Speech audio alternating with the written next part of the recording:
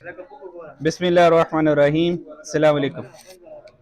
अच्छा बच्चों, कल आप लोगों को 20 सवाल दिए थे और उन 20 सवालों में कोई मसला मसाइल है तो मसला मसाइल डिस्कस कर लेते हैं। अच्छा, पहले पांच सवालों में कोई मसला मसाइल, फर्स्ट 5 क्वेश्चन, नो प्रॉब्लम। बहुत अच्छे यार। 6 to 10 तक कोई प्रॉब्लम? 6 वाले में आ जाए। 6 वाले में एग्जामिनर कह रहा है there 3 seats on a sofa set can be occupied by 4 person. इसका मतलब सोफा सेट जो है वो 3 सीट्स है और 4 लोगों ने उसमें एडजस्ट होना है। तो लाइन परम्यूटेशन आ गई। अगर लाइन परम्यूटेशन आ गई तो simple answer is 4p3। Answer क्या आता है यार? हाँ, 24। 10 तक कोई और सवाल हो यार? 10 तक कोई सवाल नहीं, माशाल्लाह। 15 तक? हाँ हाँ, ये कैसे लगता है सर? आपने लेक्चर नहीं लिए पीछे? हाँ, तो वैसे ही लगता है जैसे पीछे लगाए थे हमने। और ये तूने मुझसे तुम मिला ही नहीं मुझे आगे, मसला तूने बताया नहीं है। अच्छा, 10 से 15 तक यार? 10 से अच्छा, जो बच्चा एब्सेंट होगा ना तो वो तो सवाल ना पूछा करे मेरे से। जो बच्चा होमवर्क नहीं करके आया वो भी मुझसे सवाल ना पूछा करे। बात समझ आइए? सवाल पूछने का राइट उसके पास है जो रेगुलर क्लास ले रहा है, जो होमवर्क कर रहा है। उस बच्चे को नहीं आएगा तो उसको हम बताने के इंटरेस्टेड है। एक बच्चा आया ही नहीं है तो सारे सवाल पूछेगा, सर ये भी बता दे, ये भी बता दे, ये भी बता दे। बच्चा एब्सेंट वाला, बच्चा काम ना करने वाला, वो सवाल क्लास में ना पूछा करे। ठीक है जी? रेगुलर हो, पढ़ने वाला हो, काम करने वाला हो, सर वो जितने बड़े सवाल पूछे उसका हक बनता है।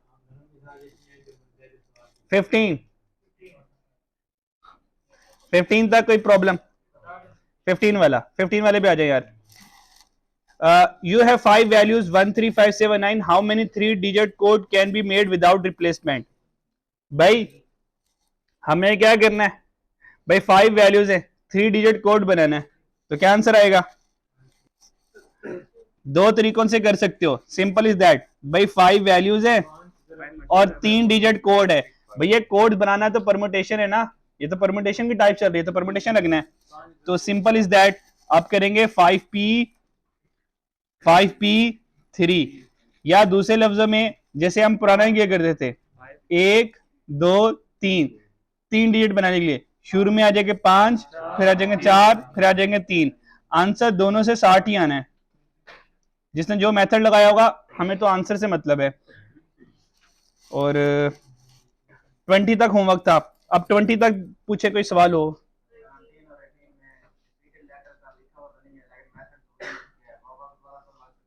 तो भाई आप वो आपके घर आके लेटर देगा कि इसमें रिपीट हो रहे हैं, वो आपको खत देगा आके कि इसमें लेटर कोई रिपीट हो रहा है। भैया आपने खुद देखना अपने लेटर कोई रिपीट हो रहा है। वॉवल्स वाला, हाँ उसने कहा है कि वॉवल्स टुगेदर करो, तो वॉवल्स वाला मेथड कैसे लगेगा? नलाइक, इंग्लिश पढ़। 17 में कह रहा है in how many different ways can the letter of the word detail be arrange. कहता है एक वर्ड डिटेल है उसको कितनी तरह से अरेंज करेंगे। मुझे बता कहां लिखा है कि वॉवल्स टुगेदर करो? अच्छा अच्छा, डिटेल में कोई लेटर रिपीट हो रहा है? डिटेल में कोई लेटर रिपीट हो रहा है तो फिर क्या टेंशन है? तो जितने भी टोटल लेटर का फैक्टोरियल आंसर आ जाएगा। और अगर कोई रिपीट हो रहा होता तो डिवाइडेड बाय रिपीटेड लेटर कर देता। क्या ख्याल है? वो ये नहीं कहेगा कि इसमें लेटर रिपीट हो रहा है। भैया वो खुद देखना है मुझे, मेरे पास ये वर्ड है। एग्जाम भाई कोई आंसर नहीं देगा अब। भाई आप आंसर देंगे अकेले?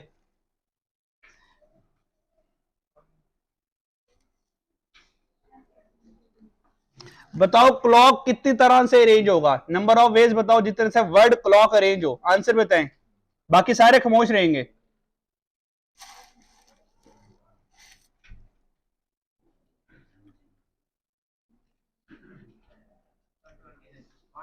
ये 120 वाला कौन है?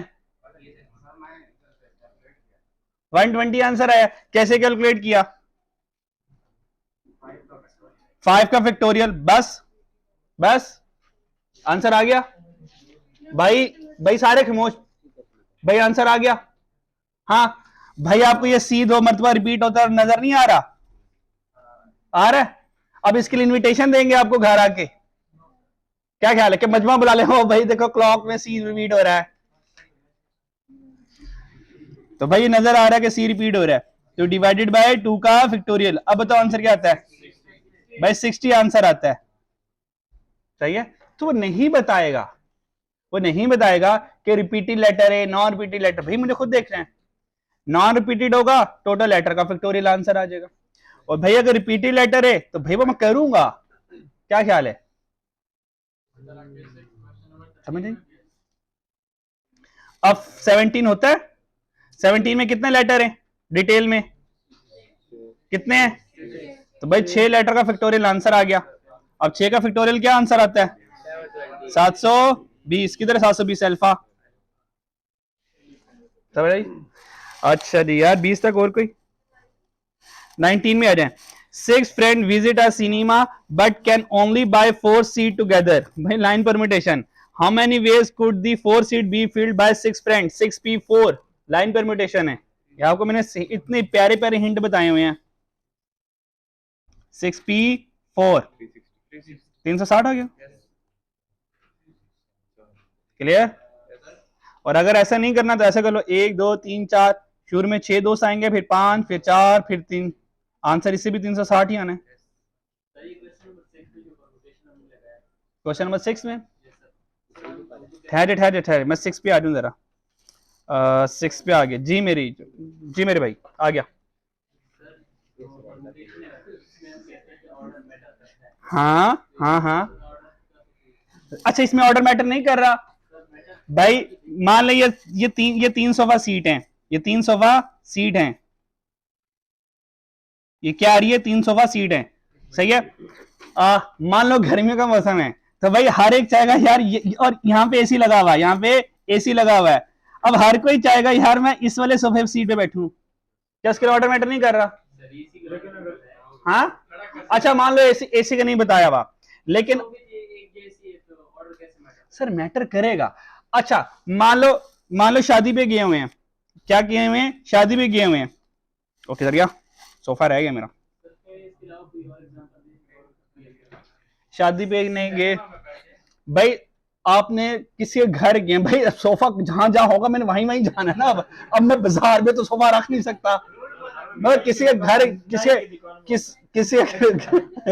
किसी के घर चले गए, ठीक है? तो अब ऑर्डर इसमें ना मैटर करे या ना करे। अगर उसने नहीं बताया कि ऑर्डर मैटर कर रहा है नहीं कर रहा, लेकिन 4 में से 4 लोगों ने 3 सीट्स पे ऑक्यूपाई होना है, ठीक है? अब पहली वाली सीट पे चारों के चारों आ सकते हैं। अच्छा, अब पहले कौन आए ये टेंशन नहीं है हमें, ठीक है? ये जो कंसेप्ट है ना, ये है परमुटेशन का, लाइन परमुटेशन है। अगर ये परमुटेशन है या कॉम्बिनेशन भी है, इवन 2 ही चीजें लगती है ना, या तो कॉम्बिनेशन या तो परमुटेशन, तो ऑर्डर मैटर कर रहा है। दोनों में ऑर्डर मैटर कर रहा है, कॉम्बिनेशन में ऑर्डर मैटर नहीं करता। जब हम कॉम्बिनेशन लगाते हैं तब ऑर्डर मैटर नहीं कर रहा। इसमें आप कह सकते हो कि कोई क्लियर कट इंडिकेशन नहीं है कि सोफा सेट पे बैठना हो तो हमें ऑर्डर मैटर नहीं करा, लेकिन नॉर्मली साइकी है। अगर आपके पास जगह कम हो, जैसे 3 सोफा सेट है और 4 लोगों ने एडजस्ट होना है, हर कोई वो जगह सिलेक्ट करना चाहेगा जिसपे वो कंफर्टेबल खुला डुला बैठ जाए। जो एंड वाला बैठेगा वो बेचारा एडजस्ट ही कर रहा होगा। इसकी एग्जांपल ऐसे लें, जैसे हम शुरू में जब जाया करते थे, बस में सफर किया करते थे, मान लें हमने लाहौर से गुजरावाला जाना है और हमने बस में बैठे, तो कोशिश ये होती थी कि यार विंडो वाली सीट पे बैठे। विंडो वाले बच्चे क्या कहते हैं, भैया विंडो वाली सीट पे बिठा दो हमें। सेंटर में बैठने के लिए कोई विलिंग ही नहीं होता। ऑर्डर मैटर कर रहा है। इसी वजह से एग्जाम्पल ले लो, जब बच्चे आप क्लास में बैठते हो, एक बच्चे ने बिल्कुल नुक्कर में बैठना है, वो उधर नहीं बैठेगा, ऑर्डर मैटर कर रहा है उसका। एक बच्चा इधर ही बैठेगा, वो इधर नहीं बैठेगा, ऑर्डर मैटर कर रहा है उसका। तो इसी तरह जब सीटिंग की बात आती है और जगह कम हो, तो हर कोई वो जगह ढूंढेगा जिसमें वो कंफर्टेबल है, तो ऑर्डर कहीं ना कहीं मैटर कर जाता है। ये तो एम रूल से आ जाता है, अगर क्वेश्चन में सर दिया उसका आंसर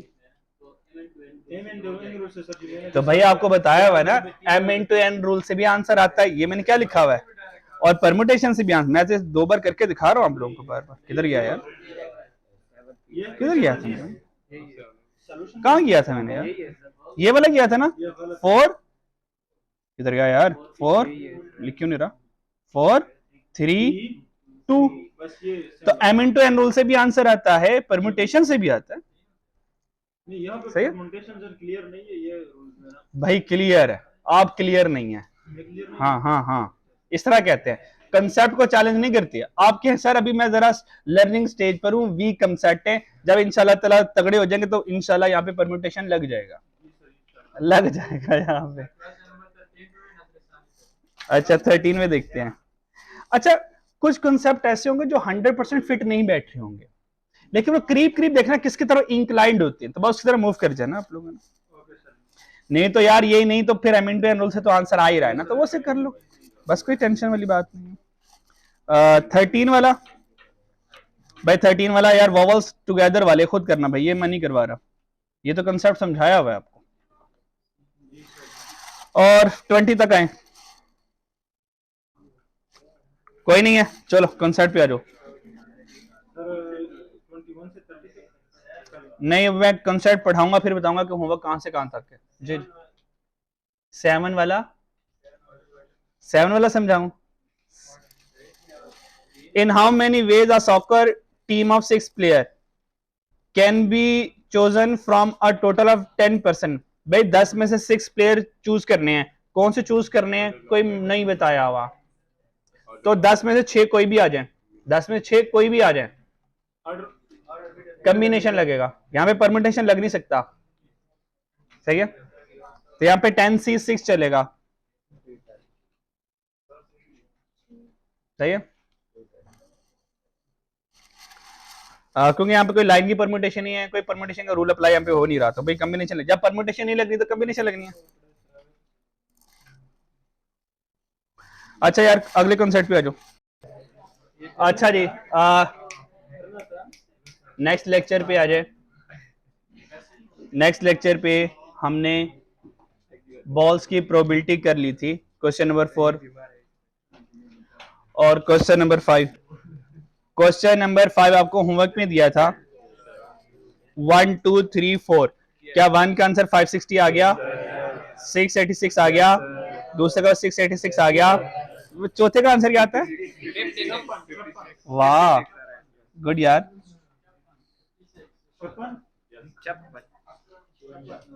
अच्छा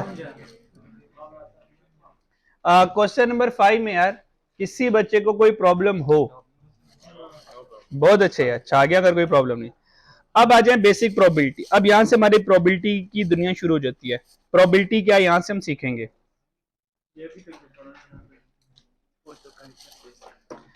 बेसिक प्रोबेबिलिटी। सबसे पहले प्रोबेबिलिटी की डेफिनेशन पढ़ते हैं। प्रोबेबिलिटी है क्या, अकरेंस किसी भी चीज के होने के, नॉन अकरेंस या ना होने के इवेंट को प्रोबेबिलिटी कहते हैं। बारिश होने के, बारिश के अक्कर होने के चांसेस कितने हैं, 60%, 70%, 80%, ये प्रोबेबिलिटी है। बारिश ना होने, जैसे कि मिसाल के तौर पर मैच चल रहा है और रेन हो गई, बारिश हो गई, मैच रुक गया, अब टेंशन किस चीज की, यार बारिश रुक जाए, हम कहेंगे यार बारिश रुकने की प्रोबेबिलिटी कितनी है, 70% प्रोबेबिलिटी है, 80% प्रोबेबिलिटी है, 90% प्रोबेबिलिटी है, क्या चांसेस है कि रेन रुक जाए। तो इवेंट के अक्कर होने और इवेंट के अक्कर ना होने की प्रोबेबिलिटी को, इवेंट को प्रोबेबिलिटी कहते हैं। बात समझ लगी। आपके पास होने के चांसेस कितने हैं, सर ये प्रोबेबिलिटी है। आपके फेल होने के चांसेस कितने हैं, ये प्रोबेबिलिटी है। यहां तक मेरी बात समझ लगती है। अच्छा जी, प्रोबेबिलिटी की रेंज होती है 0 से लेके 1 तक, 0 से लेके 1 तक। एक इवेंट है जिसके अक्कर होने के चांसेस 0 हैं, इसका मतलब वो कभी अक्कर हो ही नहीं सकता। क्यों नहीं अक्कर हो सकता, क्योंकि वो इम्पॉसिबल इवेंट है, वो क्या है? Impossible event. मिसाल के तौर पे मैंने आपको कहा यार जाओ फलाने जंगल में, जाओ फलाने जंगल में फलाना दरख्त जाके ढूंढो, क्या पता आप ढूंढ भी लो, और उस दरख्त को जब आप नीचे खुदाई करेंगे वहां पे आपको एक बॉक्स मिलेगा, उस बॉक्स के अंदर अलादीन का चिराग होगा, और अलादीन के चिराग को जब रगड़ेंगे तो वहां से जीनी आएगा, जीनी आपकी 3 ख्वाहिशात पूरी करेगा। आप कहेंगे सर इम्पॉसिबल इवेंट, हम इतनी कहानी सुनाई आपने, ऐसा होने वाला नहीं है। हम जंगल ढूंढ लें, जंगल के बाद दरख्त भी ढूंढ लें, पर वहां से संदूक भी मिल जाए और उसमें अलादीन का चिराग भी मिल जाए, पर उस चिराग से जीनी निकलने वाला नहीं है, वो डेकोरेशन पीस किसने रखा होगा। सही है। दूसरा हो सकता है मैंने रखा हो। दूसरा इवेंट ये, मैंने कहा देखो मैं आपको समुद्र में ले गया और कश्ती में बैठे हुए हैं, ठीक है जी, तो वहां पर हमारा शर्त लगाने का प्रोग्राम बना, ठीक है जी। मैंने कहा मैं आपको 2 लाख रुपए दूंगा अगर आप ये शर्त पूरी कर लो। आपने कहा सर शर्त बताएं, तो मैंने सुई निकाली, मैंने कहा मैं सुई फेंकूंगा दरिया में, ठीक है जी, और मैं सुई फेंक दूंगा, तुम्हें 1 मिनट बाद छलांग लगानी है, और अगर तुम ये सुई ढूंढ लाए तो तुम्हें 2 लाख रुपए नगद इनाम दिए जाएंगे। आप कहेंगे सर, तो आप कहें सर नहीं मैं 2 लाख रुपए के लिए अपनी जिंदगी दाव पे नहीं लगा सकता, हो सकता मैं सुई को लेने तो जाऊं वापस ना आऊं, तो कौन 2 लाख रुपए लेगा। सही है। मरासी हमने जरूर बनना होता है, उसके बगैर तो हमसे रहा जाता ही नहीं है। घर वालों ने स्पेशल इंस्ट्रक्शन दी होती है, बेटा कॉन्सेप्ट आए या ना आए, माँ बाप का दादा दादी का नाम रोशन होना चाहिए। आपने पूछा वो मैं नाम कैसे रोशन करूं, आपने कहा जब भी आपके टीचर को एग्जाम्पल देंगे आपने जरूर दी पे टर्न लड़ानी है, तभी हमारा नाम रोशन हो पाएगा। और आपने टीचर की एग्जाम्पल बगैर कुछ कहे सुन ली, ये तो बहुत बदनामी हो जाएगी हमारी।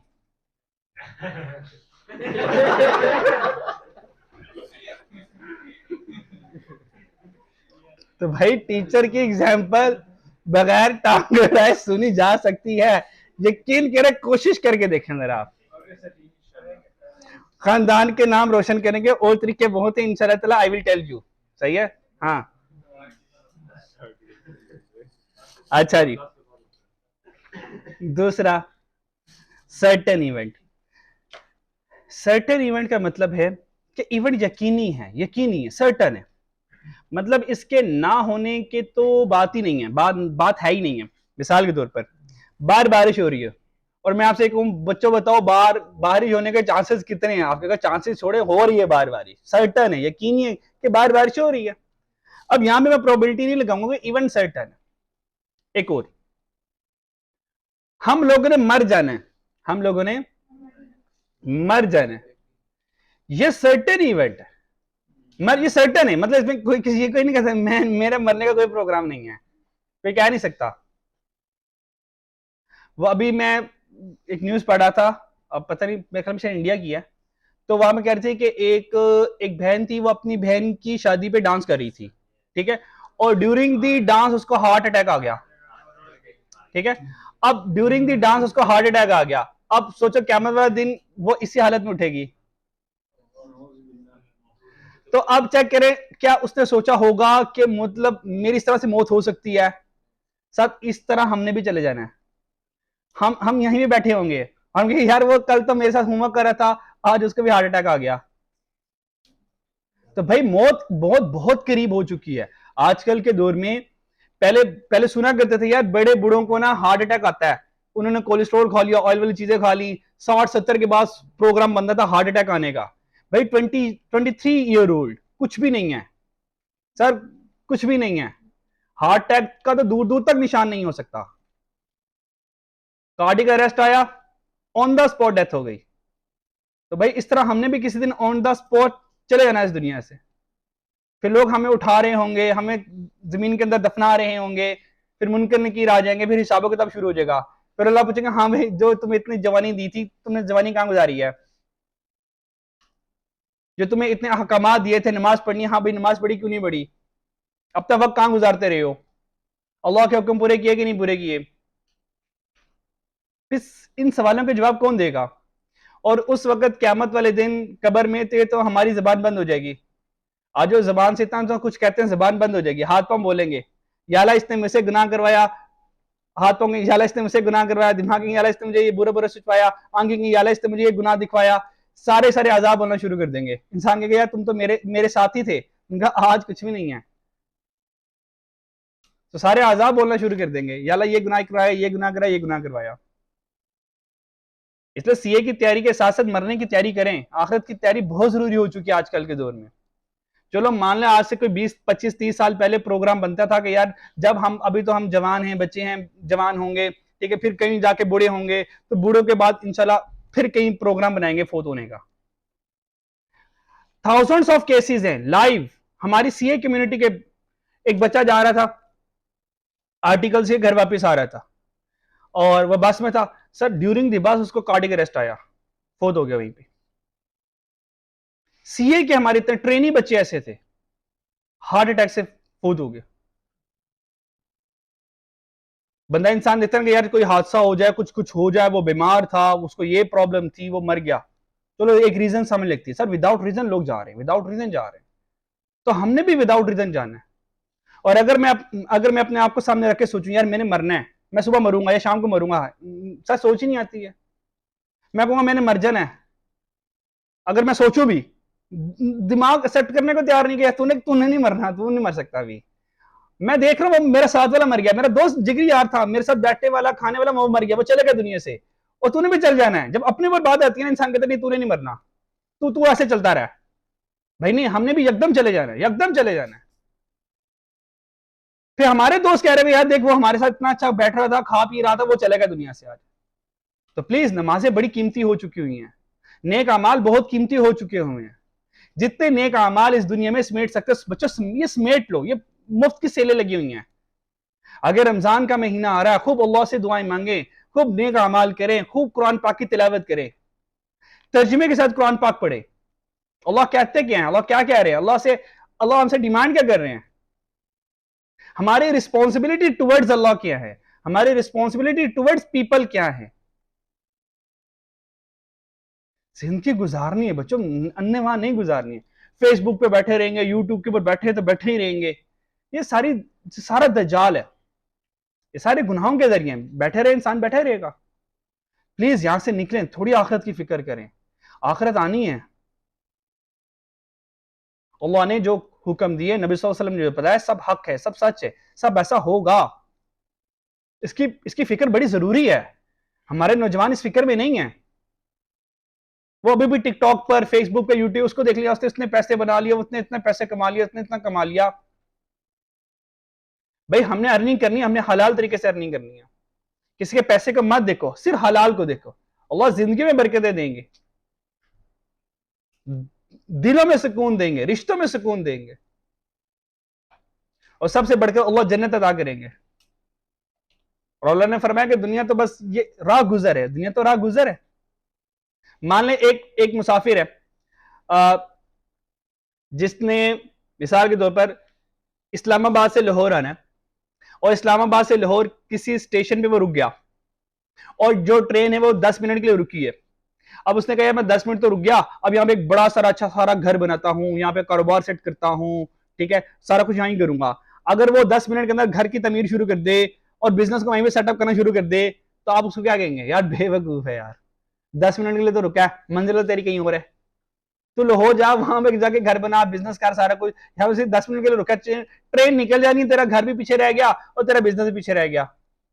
सर ये दुनिया 10 मिनट का टाइम स्पैन है सिर्फ। हम इस दुनिया में सिर्फ 10 मिनट बहुत ज्यादा तय है, 2.5 से 3 मिनट के लिए आखिरत के मुकाबले में रुके हुए हैं। इस 2.5-3 मिनट की जिंदगी में हमने सारा कुछ इधर ही करना है। अल्लाह कहते हैं बेवकूफ है आप लोग, आखिरत की तैयारी करें जहां पे अपने अल्टीमेट रहना है। ये तो 2.5-3 मिनट है, हम इतनी मेहनत करके पूरी जिंदगी ना हराम ना हलाल की फिक्र करेंगे, इतने बड़े बड़े महल बना लेंगे, गाड़ियां बना लेंगे। सर हम मर जाएंगे, हमारे मरने के बाद सारा कुछ हमारे वारसा को चला जाएगा, और अल्लाह कहेंगे, फरिश्ते कहेंगे, हाँ भाई, और अल्लाह का जब हुक्म आएगा, हाँ भाई अब बताओ तूने पैसा कैसे कमाया था, सर रगड़े हम जाएंगे। और याशी कौन मारेगा, हमारे रिप्रेजेंटेटिव, हमारे वरसा, वो याशी मारेंगे, अब्बा जी ने इतना कुछ बना के चले गए, और अब्बा जी कब्र में ऐसे की तैसी हो रही है, ना अब्बा ने हलाल का फिक्र किया ना हराम का फिक्र किया। से बड़े सेंसिटिव मामले हैं, जिंदगी अन्यवान नहीं गुजार सकते। ठीक है, कोशिश करें। और सबसे ज्यादा फिक्र किस चीज की करनी है? अपनी नमाजों की करनी है। नमाज की तो बहुत फिक्र करनी है। आप यकीन करें, मरने वाले हो जाए आपकी नमाजें जा रही हैं तो, आपकी नमाज मिस होगी तो इतनी टेंशन हो कि यार कैसे रह गई है, कज़ात पढ़ ले, छोड़नी नहीं है नमाज। मतलब नमाज का कॉन्सेप्ट छोड़ने का अपनी जिंदगी से निकाल दे कि नमाज छोड़ना कोई कॉन्सेप्ट है, नमाज छोड़नी भी कोई एक्टिविटी है, नमाज को स्किप करनी भी कोई बात है। छोड़ दे इस बात को। नमाज आ जाए, अल्लाह का हुक्म आ गया, सारे काम छोड़ दे। इसकी कोशिश करेंगे तो इंशाअल्लाह अल्लाह आपको नमाजों पे ले आएंगे और आप नमाजों पे आ जाएंगे, अल्लाह के करीब हो जाएंगे। कोशिश करेंगे ओके। सो अगर प्रोबेबिलिटी 0 आ जाए तो इम्पॉसिबल इवेंट आ जाएगा, और अगर सर्टेन इवेंट है तो उसकी प्रोबेबिलिटी क्या होगी? 1। यार ये दो तो एक्सट्रीम हमें पता चल गए, प्रोबेबिलिटी 0 इम्पॉसिबल इवेंट है और प्रोबेबिलिटी 1 सर्टेन इवेंट है। ठीक है, अच्छा जैसे मैंने अभी एग्जांपल दी, हम सब ने मर जाना है, ये सर्टेन है। कब मरना है, टाइम ऑफ डेथ क्या है, ये प्रोबेबिलिटी है, ये प्रोबेबिलिटी है, ये अनसर्टेन है। टाइम ऑफ प्रोबेबिलिटी क्या है, ये अनसर्टेन है। कब मरना है सर नहीं पता, नहीं पता। तो ये प्रोबेबिलिटी किसकी होगी? हमेशा अनसर्टेन इवेंट की होगी, हमेशा अनसर्टेन इवेंट की होगी। जो गैर यकीनी है, बारिश होगी या नहीं होगी, गैर यकीनी है, तो हमेशा उसकी प्रोबेबिलिटी कैलकुलेट करेंगे। तो याद रखिएगा, प्रोबेबिलिटी का आंसर हमेशा 0 to 1 के दरमियान में आएगा, कभी आंसर 1 से ज्यादा नहीं होगा और कभी प्रोबेबिलिटी नेगेटिव नहीं होगी, ये बात याद रख लेंगे। तो प्रोबेबिलिटी का आंसर हमेशा 0 to 1 के दरमियान में होगा। क्लियर हो गया? और जितना आंसर 1 के करीब करीब होगा उतना उस इवेंट के अकर होने के चांसेस ज्यादा, जितना 0.5 से कम होगा उतना उस इवेंट के अकर होने के चांसेस कम होंगे। कुछ छोटी छोटी सी टर्म्स हैं वो जरा देख ले। प्रोबेबिलिटी एक्सपेरिमेंट क्या है? प्रोबेबिलिटी एक्सपेरिमेंट क्या है? भाई मैं एक कॉइन को टॉस करता हूं, भाई मैं एक डाइस को रोल करता हूं, ये मेरे एक्सपेरिमेंट्स है। अगर मैं एक कॉइन को टॉस करूं, अगर मैं एक कॉइन को टॉस करूं तो ये मेरा 1 एक्सपेरिमेंट होगा। ठीक है, अच्छा फिर आउटकम्स क्या होते हैं? The result of a single trial in a probability experiment. भाई हमने प्रोबेबिलिटी एक्सपेरिमेंट में क्या किया? एक कॉइन को टॉस किया, टॉसिंग अ कॉइन। हमने क्या किया?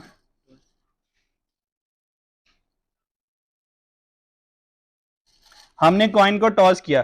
भाई कॉइन को मैं टॉस करूंगा तो हमारे पास कितने आउटकम्स आएंगे? 2 आउटकम्स आएंगे। इसको आउटकम्स कहते हैं, यानी कि उस एक्सपेरिमेंट के नतीजे में क्या आएगा। मान लो अगर मैं ये देखना चाह रहा हूं कि आप लोग पास होंगे या फेल होंगे, तो पास और फेल होने के आउटकम्स कितने हैं?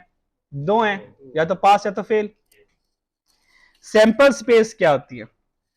अगर मैं एक लूडो के दाने को रोल करूं, अगर मैं एक लूडो के दाने को रोल करूं तो आउटकम कितने आएंगे? आउटकम कितने आएंगे? 6। ये 6 आउटकम आएंगे अगर मैं एक डाइस को रोल करूं। अब वो 6 आउटकम कौन से होंगे? 6 आउटकम में 1 आएगा, 2, 3, 4, 5, 6। अगर मैं उन 6 आउटकम को स्क्रीन पे शो करवा दूं, ये 6 आउटकम ये हैं, इनको सैंपल स्पेस कहते हैं। ये जो 1, 2, 3, 4, 5, 6 हैं, ये मेरे सैंपल स्पेस है। डाइस को रोल किया, एक्सपेरिमेंट, एक्सपेरिमेंट के नतीजे में 6 आउटकम आए, 6 आउटकम को ज़ियारत करवा दूंगा तो वो मेरे सैंपल स्पेस बनते हैं। क्लियर हो गया?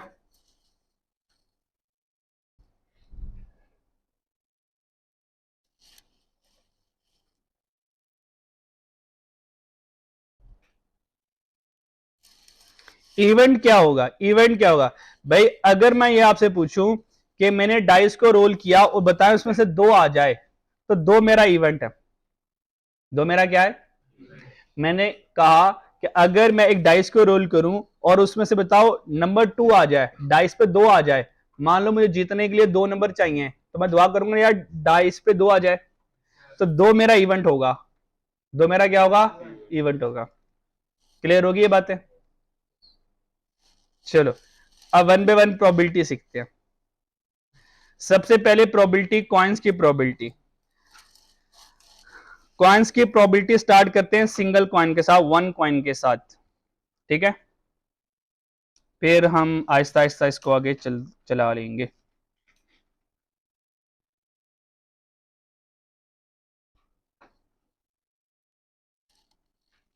सबसे पहले प्रोबेबिलिटी ऑफ वन कॉइन, एक कॉइन की प्रोबेबिलिटी आ गई।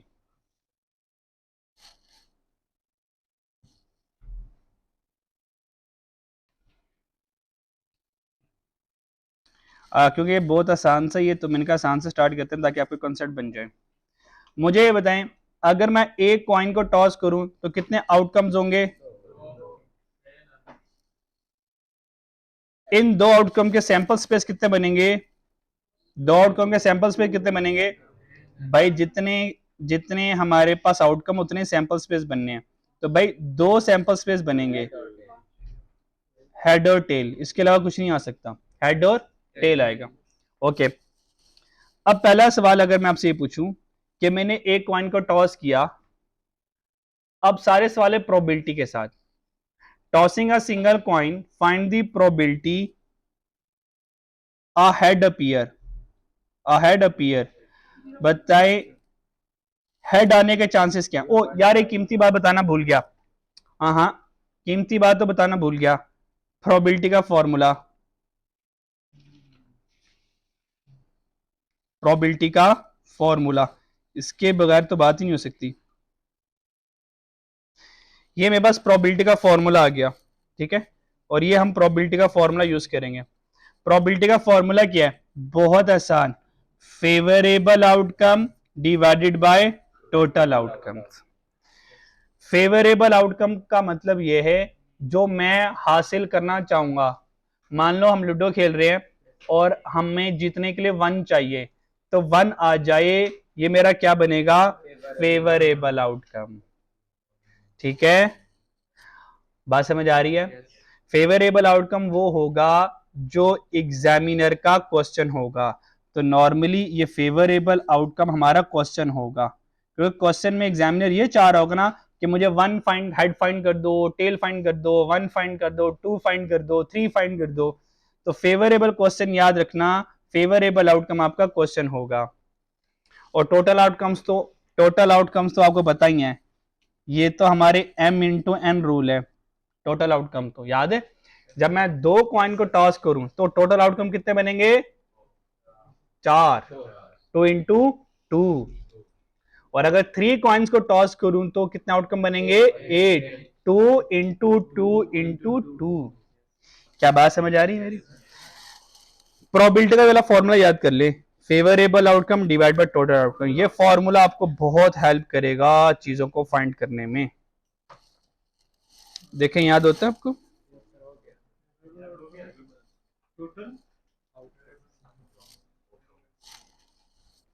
याद हो गया? अब सवाल पे चलते हैं जरा यार। अब सवाल ये है, उसने कहा कि find the probability, probability find करो अ हेड अपीयर। रुके रुके रुके, फॉर्मूले से चलना है। फॉर्मूला कहता है फेवरेबल आउटकम डिवाइडेड बाय।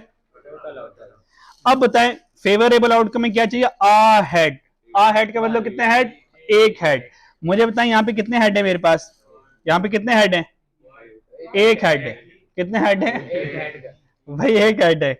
और टोटल आउटकम कितने हैं? तो आंसर आ गया 1/2।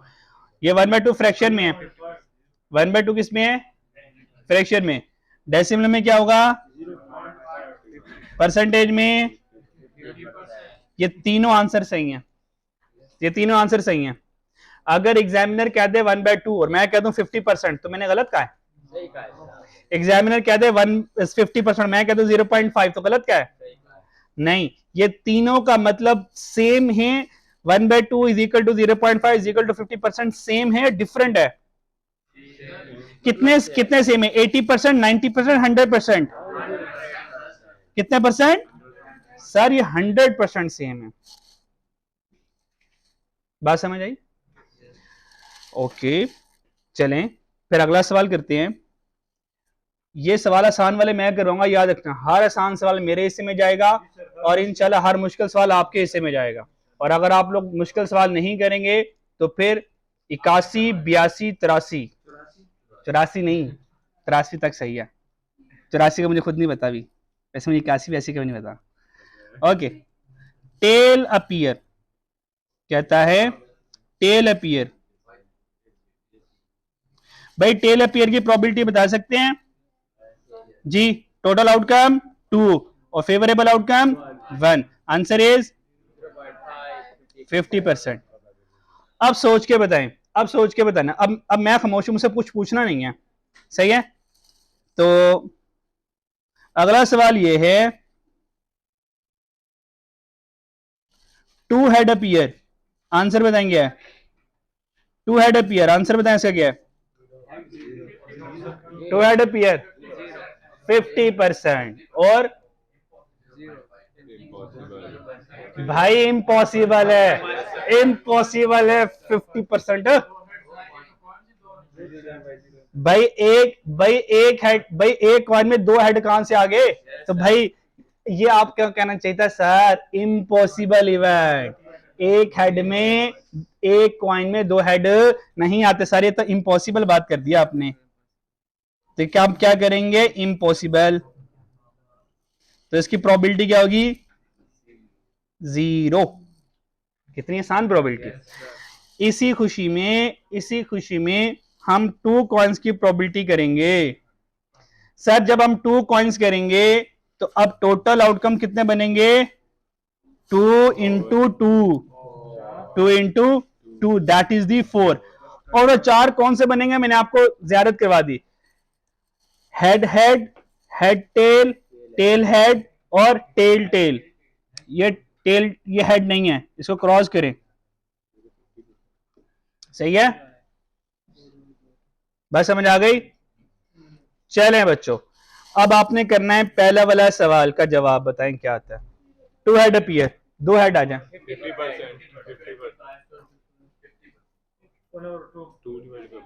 2 हेड अपीयर, आंसर कितना आया जी?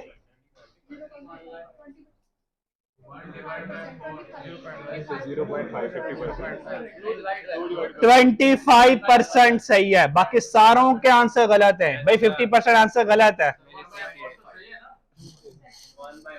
1/4 आंसर है।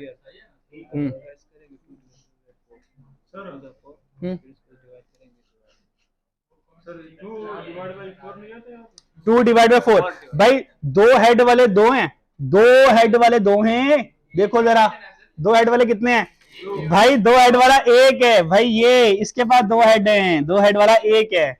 अब बताएं 2 हेड किसके पास है इसके अलावा? हाँ हाँ, हमने एक कॉइन को 2 मरतबा टॉस किया, उसने कहा 2 हेड अपीयर, 2 हेड आए। 2 हेड का मतलब पहले कॉइन में भी हेड आए, उधर देख दूसरे कॉइन में भी हेड आए, तो 2 हेड वाले 1 है। मुझे तो भाई 1 ही नजर आ रहा है, किसी को 2 नजर आ रहे हो? वो किसी को चक्कर आते ना तो उसके 2 बंदे नजर आते हैं। भाई टोटल आउटकम कितने आगे? भाई टोटल आउटकम कितने आगे? टोटल आउटकम कितने हैं? खुदा का बंदो 4 है यार। और फेवरेबल आउटकम कितने हैं? 2 हेड वाले 1, आंसर इज 1/4। चलो अब मुझे 1 टेल वाले बताओ कितने हैं? 1 टेल वाले, 1 टेल वाले कितने हैं? 1 टेल वाले कितने हैं? भाई 2 हैं।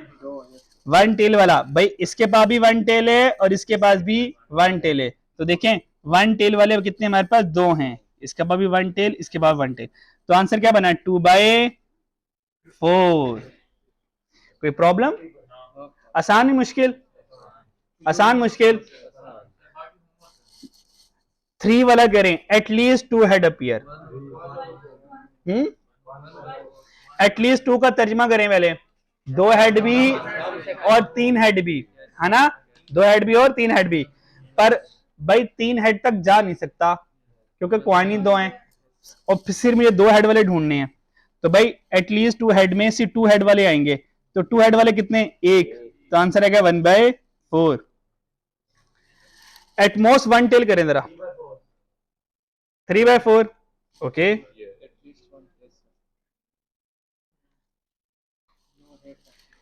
कह रहे शाबाश। At most one tail. बा फ्रैक्शन में बताएं 2/4 1/2 भाई। 3/4 राइट आंसर है। 2/4 अपनी क्या करें, करेक्शन करें, इस्लाह करें अपनी। एटमोस्ट वन का तर्जमा लिखें, देन योर जिंदगी विल आसान। सर थोड़ा सा जो ना तो पॉइंट एटमोस्ट वन टेल पे आ जाए। सबसे पहले एटमोस्ट वन टेल का तर्जमा, भाई एटमोस्ट वन का तर्जमा लिखें जरा। ज्यादा से ज्यादा एक, ज्यादा एक में एक टेल भी आ जाए, एक टेल भी आ जाए, या जीरो टेल भी आ जाए, दोनों एक्सेप्टेबल है। अब ढूंढे एक टेल वाले कितने हैं। भाई एक टेल वाले दो हैं। एक टेल वाले कितने हैं, दो हैं। और फिर जीरो टेल वाले कितने हैं, एक। इस दोनों हेड के पास जीरो टेल है, तो टोटल कितने हो गए, 3। तो आंसर इज 3/4। अब समझे, इससे समझ आया करेगी। गलत हो जाए मुझे इशू नहीं है, बस चुप होके बैठ जाए, फिर मैं करेक्शन बताऊंगा, आप लोग सीख जाएंगे। हाँ तो भाई तर्जमा लिख ले एटमोस्ट वन टेल का, वन टेल भी जीरो टेल भी। तो वन टेल वाले दो हो गए। भाई आप थोड़ा सा और आसानी के साथ कर देता हूं मैं आपको, ये देखो ऐसे भी लिख सकते हो आप लोग अभी के लिए, क्योंकि अभी आप सीख रहे हो ना। आप ऐसे लिख लो और तर्जमा लिख लो यार, वन टेल का 1B और 0B, 1B और 0B। फिर देखो यार वन टेल वाले कितने हैं, यहां से गिन लो, एक और दो, दो हैं, तो यार इसके नीचे लिख लो दो। क्या हो गया यार, दो लिख लो। फिर देखो जीरो टेल वाला कितना है, दोनों हेड के पास जीरो टेल है, वो है एक। दोनों को जमा कर लो, तो total 3 favourable outcome and the total is the 4। Got my point? Okay, तो 3/4 इज योर आंसर। नेक्स्ट वाला आंसर बताएं। नो हेड अपीयर, कोई हेड ना आए। कोई हेड का मतलब दोनों टेल हैं, दोनों टेल का मतलब zero head, no head. Well done, 1/4। और लास्ट में बताएं। हाँ इसका आंसर आ गया 0। भाई दो कॉइन में 3 टेल तो आ ही नहीं सकती हैं। क्लियर हो गया? Any problem? 3 कॉइन्स आपका होमवर्क में जाएगा। 3 कॉइन्स आपने होमवर्क में करने हैं, साथ के साथ करने हैं, ठीक है? मैं चेक करूंगा। अल्लाह हाफिज, भाग जाए।